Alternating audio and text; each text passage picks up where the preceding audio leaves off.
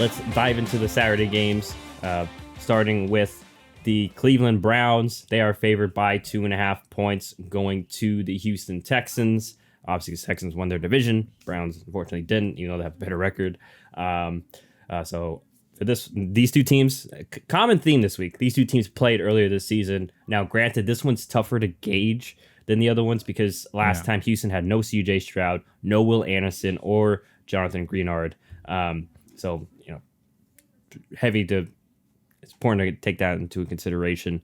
But the Browns beat him pretty bad last time. But John, how do you foresee this one playing out, and where are you putting your money? I'm going to go with Cleveland. I think, the last time, obviously, they didn't have some very key people, but Cleveland was able to put up 36 on them. And that I remember that was a game, too, that I actually picked Houston, thinking that Houston's defense could keep it relatively close. And Will Anderson's a great player. He's having a good rookie year, but I don't think that he's going to stop them from scoring 36. Now, I do expect Houston's defense to adjust. You've learned, you saw what they did. Like, they completely shredded you through the air. Amari Cooper absolutely torched you. And do we actually know if he's going to play?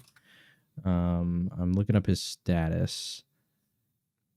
Still no Amari Cooper in terms of potentially playing, but it looks like I think he's going to.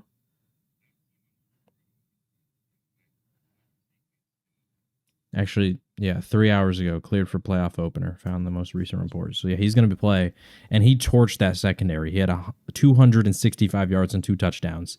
If you're a fantasy owner of Amari Cooper, you remember that week very well. So, I just worry a little bit about maybe Houston's defense. Like I said, I do think they hold them back from scoring 36, but it does worry me that Joe Flacco was able to throw for almost 400 yards. Cooper is going to be coming back.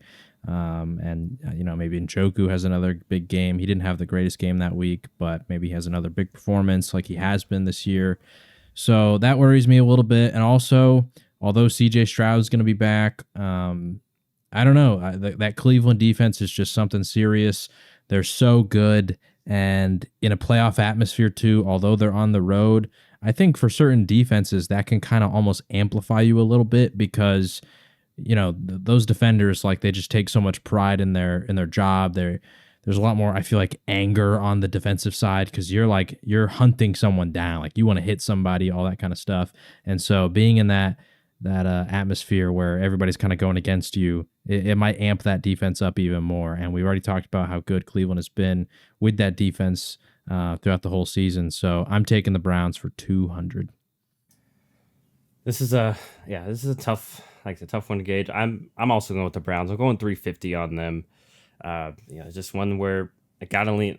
Like you mentioned, I'm leaning on Cleveland's defense. It's just so damn good, and Houston's still dealing with some offensive line issues. We saw it was kind of prevalent last week. C.J. Stroud was under some duress, and they had to really lean on the run game.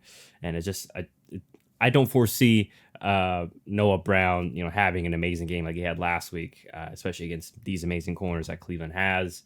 It feels like a game that, while as amazing as Houston has been, amazing as the stories have been, and this definitely, I feel, is a launch off point this season for them. It happens a lot with young teams, and especially, ascending teams, where you're going to kind of this is like where you kind of like welcome to the playoffs kind of moment. Like, you're not here, you're not ready yet, young gun.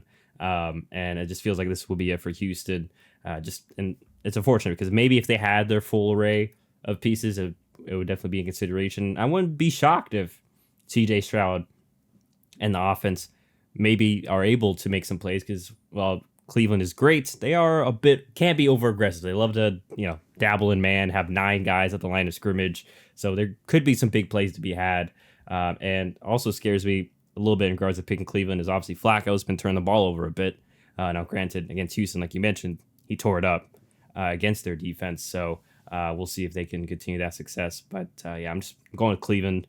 They're the better team right now on both sides of the ball. I feel like there's more balance because they haven't been running the ball amazingly. Obviously, when you lose Nick Chubb and both your tackles, that's going to happen. But they've been still patient enough with it. Hopefully, they continue to be patient with it in case Flacco starts, getting a little reckless like he has been the past few weeks. But he's a veteran. He's been here before. I expect he'll dial it back. Even though I've been saying that pretty much for the past few days or past few weeks that he's been starting. But Yeah, we'll see. I guess we'll see what this Houston team's made of, and if they can, I guess shock the world a little bit here. Uh, Even though it wouldn't be that shocking, but still, I'm going with the Browns, like I said, as well as John.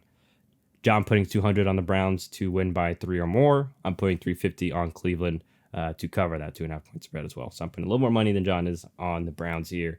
And once again, there's only 6 games. So there's only 6 games this week. Still keeping the budget 1,600. So like that's why these bets are going to be a lot more than usual.